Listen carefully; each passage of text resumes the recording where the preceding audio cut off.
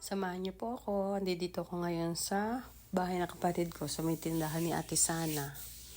Pasok tayo sa loob. Charan! Ayan po. Medyo may konting handaan sa loob ng bahay ng kapatid ko si Lito. Nagsasaya na yung aking pamangkin tsaka yung aking anak. Ayun, nandun pala si kapatid ko si Lito. Tokwa, yan ang pulutan nila. Yan, sabi ng pamangking ko, like and subscribe kay Tita Lisa. Yan po ang sabi niya. Voice record tayo ngayon, guys. Kasi alam niyo na, may nagpapatugtog sa stereo. Sobrang lakas kasi nagsasaya sila, nagkakantahan yung kapatid ko si Lito, yung nakahubad. Si JM, grabe kumanta. Galing kumanta ng batang yan. So, ayan. Ang ginagawa ko dyan is magluluto ako ng pansit canton. Nag-request sila. Kaya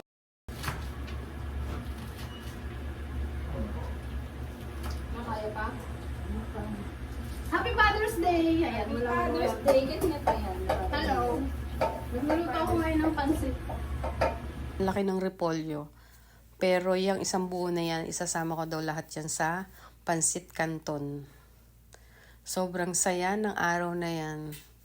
Happy Father's Day po sa lahat. Ayan, pati siyempre kay Mister, sa anak ko, tsaka yan, yung totong isang to.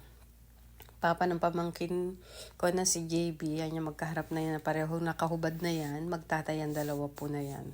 So tara, samahan niyo po kami mag-enjoy at mag-happy-happy ngayong araw ng mga tatay. Hello tatay! Happy Father's Day po. Love ka naming lahat. Mamaya, andyan dyan ng tatay. Sabi niya, pupunta daw siya. Nagpapakain lang ng manok. Doon sa manukan niya. Maya-maya konti lang dyan na yung tatay. Yan, nagaget na ako ng repolyo ngayon. Mamaya, medyo marami kami dyan. Magkakantahan. Konting inom-inom. Juice lang po. Di kami nainom ng medyo hard. Hanggang juice lang, tapos timpla-timpla lang. Konti. Yan, namamapak ako ng pulutan. First time naming magse-celebrate ng Father's Day na magkakasama. Kasi medyo hindi busy at walang work. Nagtitinda lang naman kami dyan ni Ate Sana. Tsaka yung kapatid ko, yan si Lito. Happy Father's Day po sa lahat ulit. Ayan. Tara, samahan niyo po kami. Medyo mag-i-enjoy lang kami ng konti, pang-alis pagod. Tsaka sabi nga ng kapatid ko, minsan lang naman daw mag-happy-happy, mag-enjoy. So, tara. Umpisahan na natin ang inuman. Joke lang po. Mamaya, andyan na rin si Ate Sana. Busy pa siya sa pagtitindi. Ako'y naggagayat lang muna ng gulay dahil nakatoka sa akin ng pagluluto ng pansit. Medyo masarap daw yung luto kong pansit na yan, sabi nila. Sabi ng tatay, natsambahan ko daw. Tsamba rin naman talaga kasi minsan lang magluto ng pansit na tsamba lang naman talaga. Minsan masarap, minsan hindi, minsan matabang, minsan matabis. Joke. Ano yun, may asukal. Kayo po, saan kayo nagganap ng Father's Day? Kami dito lang sa bahay ng kapatid kong si Lito. Kapatid ko si Lito, bidang-bida sa kwento. Kwento yan eh. Tsaka joker po yan. Sobra. Siya yung nagpapatawa madalas sa pamilya namin. Lalo na pag nakainom. O diba, tingnan nyo po. Walang tigil sa kwento yan. Basta nakainom na. Kahit hindi mainom. Pero lalo na pag lasing. Talagang hindi titigil sa kakatawa, sa kakajoke. O diba, ang saya. Happy lang. Sige, tagay. Hanggat hindi nalalasing. Yan tayo eh. Yan, napakanta na siya. Magaling din kumanta yan pag nasa banyo. Pasayaw sila ng pamangking ko pag kumakanta. Parang tunog lata. Joke. Baka mamaya mapanood niya to. Okay, sabi ko okay daw. Kumanta na rin po ako. Mamaya papakita ko rin kumanta ako dyan ng sobra. Hindi ko na nga lang din mapaparinig sa inyo. I-record na lang uli natin. Kasi po, medyo nahilo ata ako nun. Konti lang naman. So tara, samahan niyo po ko. Ito na yung pansit na iluluto ko. Meron tayong squid ball, pork, liver. Sarap yan. Konting gisag-gisa lang. Madali na magluto, matulo. Pasaway, naantok na ata ako. Ayan yung mga ginayat ko kaninang gulay. Ang dami nung atoy, oh. Tama-tama lang yan sa pang 1 kilo. Tapos meron pang squid ball, pork, o di ba nakakatuwa naman. Hindi mo na kailangan gumastos ng malaki. Para lang umorder sa labas. Luto na lang tayo. Mas marami pa pag tayo nagluto, di ba? Lutong bahay. So ayan, papakita ko sa inyo kung paano ako kumanta. Pero, syempre, natural voice record na naman kasi baka makopyright tayo dito eh. Ang hirap kaya maggawa ng mag-video o mag-vlog tapos makaka-copyright ka lang. Mahirap po yun. Lalo na ngayon, lalo na pag mahaba yung mo. Pinaghirapan mo ba? Kaka-video. Tapos, mawawalan lang ng So, ayan, dami kong sinabi. Napakanta na ako dyan ng sobra. Kahit maiksi, hindi ko mapapaano sa inyo yan. Mapaparinig yung maganda kong boses. Pasensya na po kayo. Ganun talaga eh. Nang time na yan, alam niyo po ba, umulan. Maya-maya lang konti. Sobrang ulan. Sabi ko dun sa, mag-ama po yan eh. Sabi ko sa kanilang dalawa, samahan nila ako kasi nakakaya ko lang mag-isa. Nakakatuwa, tinan nyo oh. Yung mic, ang laki. Maganda yung may ganyan eh. Ano yan eh, Pom? O diba, tinan nyo yung pamangking ko. Sinabayan ako sa pagkanta kasi sabi niya sa akin, Tita Lisa, para kang tumutula. Sabi naman ng kapatid ko, sabi niya, kapatid, bigyan mo ng puso. Kailangan, pag kumanta ka, bigyan ko raw ng puso. Napa-oo na lang ako bigla, natatawa ako. Kasi nga po, hindi naman ako singer, hindi ako marunong kumanta. Hala, JM, yung pamangkin ko. Na super cute at napakabibong bata. Natatawa ako dyan kasi nilaloko nila ako. Sabi nila, para daw akong tumutula. Wala yun lang kaya talaga ng boses ko eh. Pero okay lang yun. Totoo naman eh. Kahit nilaloko nila ako. Ayun. Si Duday. Mamaya kakanta na rin yan. Pinapin ko kaya kumanta. Feeling ko magaling kumanta. Feeling maganda boses. Siguro sabi ng kapitbahay, ayun, lasing na. Wala naman sa tono. Wala talaga sa tono. First time. Nakanta-kanta rin naman ako, kaya lang po, tagulang sa banyo lang ako nakanta. Hindi ako nakanta ng madalas. Pero dahil dyan, kasi pinipili ako ng pamangkin, yung nakahubad na yan. Pinipili ako ng kapatid ko na kumanta daw ako. Sige, pinagbigyan ko siya. Tapos lolokohin lang ako. Pangit ko daw kumanta. So, syempre, tapos na ako kumanta, napaus na ako. Yun namang pamangkin ko, diba? Isa't kalahating joker yan eh. Hindi lang kumanta na pasayaw pa. Pati si Duday nakakatuwa rin. Game din kumanta eh. At mag-joke-joke. Ayan, sila naman yung kumanta. Tapos na ako kasi magluluto na ako ng pansit eh. Ginisa ko lang kanina, tapos magluluto na ako. Diba? Ayan, sayaw, sayaw. Yun, ang saya. Lalo siguro kung hindi naka-voice record, makikita nyo, ang galing niya kumanta. Galing din sumayo ni Duday, Ayan. Charan! Nagluluto na ako ng pansit canton. Yan ang paborito ng kapatid ko si Lito. Gustong-gusto niya pagkakain siya ng pansit canton. Mas type niya yan kaysa dun sa bihon. Si Ate Sana naman, ang type niya is pag nagluto siya ng pansit canton, ang bihon, gusto niya bihon lang. Mas type niya yun daw yung lasa ng bihon. Sobrang sarap. So, ayan, nagluluto na ako ng pansit. Medyo luto-luto na ng konti. Nahalo-halo ko na lang ng konti. Ayan, dumating na ang tatay. Sobrang ganda ng boses ng tatay.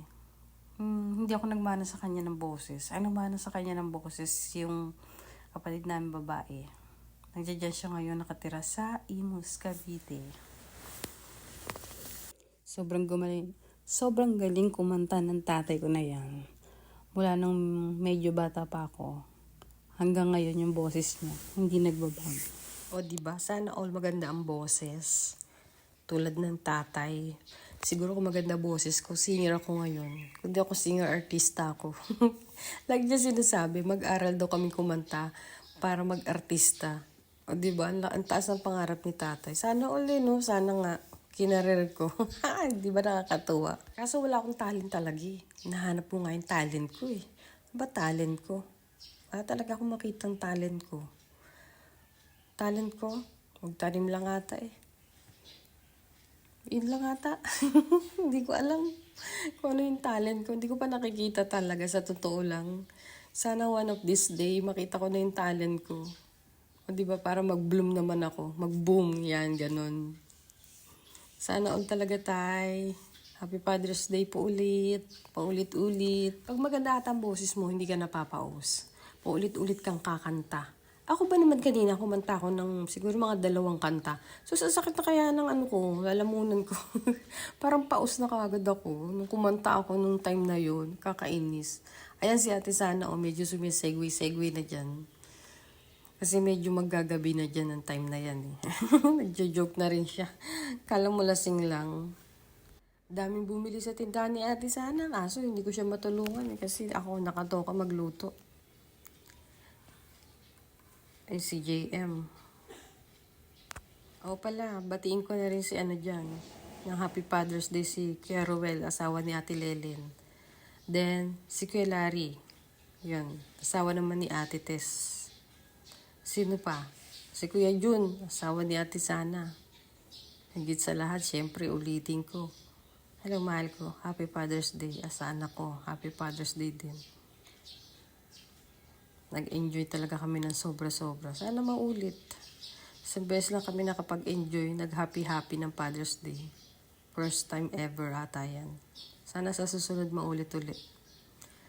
Ayan tatay Nakailang kanta na yan.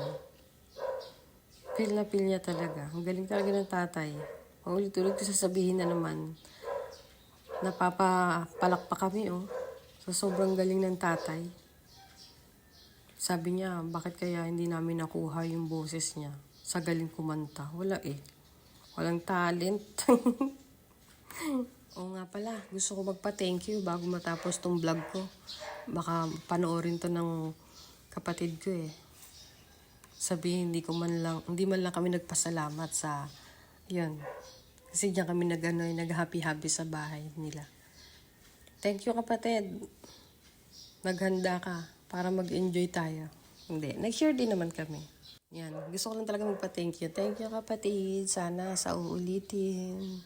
Diyan ulit tayo sa bahay mo. Gusto ko dyan sa bahay mo. Diba? Ayoko dito sa bahay namin kasi ayoko nang makalat. Joke. Siyempre gusto ko rin naman dito mag-happy-happy sa bahay. Kaya lang minsan lang. Sa susunod na lang. Baka sa birthday ko. Ayan. Ay! Joke lang. Hindi ako maghahanda sa birthday ko. Alam mo naman pag nagkakaedad na. Tamad na. Susunod na lang. Kailan ba? Sino ba yung susunod na magbe-birthday kapatid? Ikaw? Hindi. Si JM tsaka si JB yung anak mo. Yun, dyan na lang ulit tayo sa bahay mo. Ako, pas na ako. Hindi ko na sineselebrate ang birthday ko. Siguro baka ako na lang mag-isa. O diba, para masaya. Pagdating ko nga pala, ang tatay, kumakanta lang po. Pero hindi yan umiinom dyan. Dati, umiinom siya. Pero paunti-unti lang. Parang pakikisama lang ba? Ganyan ang tatay. Hindi siya mainom. Pero pagka tumatagi naman pag may mga okasyon tulad ng birthday, Christmas, New Year, yan, ganyan.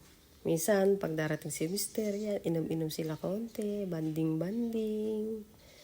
Hindi yan po umiinom ng sobra-sobra. Ang tatay, napalaban talaga sa kantahan. Hindi tayo uurungan yan. Basta meron niyang karaoke na nakaharap sa kanya. Kakanta at kakanta yung tatay. Nakikita niyo ba yung nakikita ko? Sobrang saya ng tatay namin.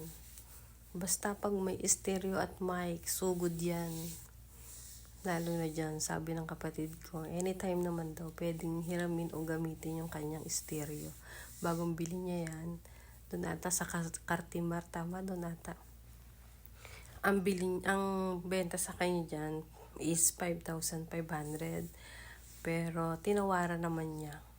Nakakatuwa. Nung tinawaran niya, bingo! Binili nila 4,500. Kasama na yung dalawang mic. Libre na yon. Pero kung hindi, bibilin mo yung stereo lang. Bawat isang mic is 1,200. O, san ka pa? O, diba? Ayos eh. First time. Parang hinalikan ng kapatid ko ang tatay. Minsan lang yun ata nangyari. Baka ngayon dahil lasing. Nakakatuwa naman. Enjoy talaga kami ngayong Father's Day na to. Sabi kasi ng kapatid ko, tumatanda na raw kami. Kailangan i-enjoy naman daw namin yung mga buhay namin. O, di ba tama naman ng tatay? Hello, JM. Pag napanood mo to, makikita niya. Nandun siya sa vlog. Gustong gusto niya yung magbablog. Kaya laging kasama sa pagbablog ko eh. Ayan, thank you for watching, guys.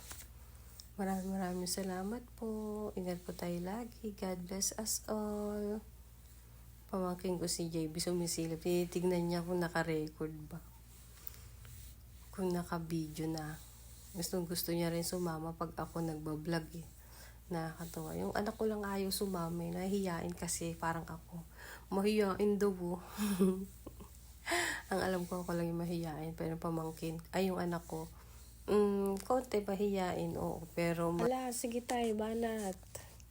Mahilig talaga yan sa pagkakaraoke. Kaya hindi niya yan tatantanan. Hanggang sa natapos kami mag-enjoy, mag-happy-happy dyan sa bahay ng kapatid ko. Talaga yung mic parang ayaw niya bitiwan. Gusto niya mag-radyo ata. O magkumanta ng kumanta. O, feel na feel eh. Hello, JM. Ayun yung pamangkin ko. Happy lang, enjoy lang. Ayan si Ate Sana. Oh, ito na. Happy Father's Day. Happy Father's Day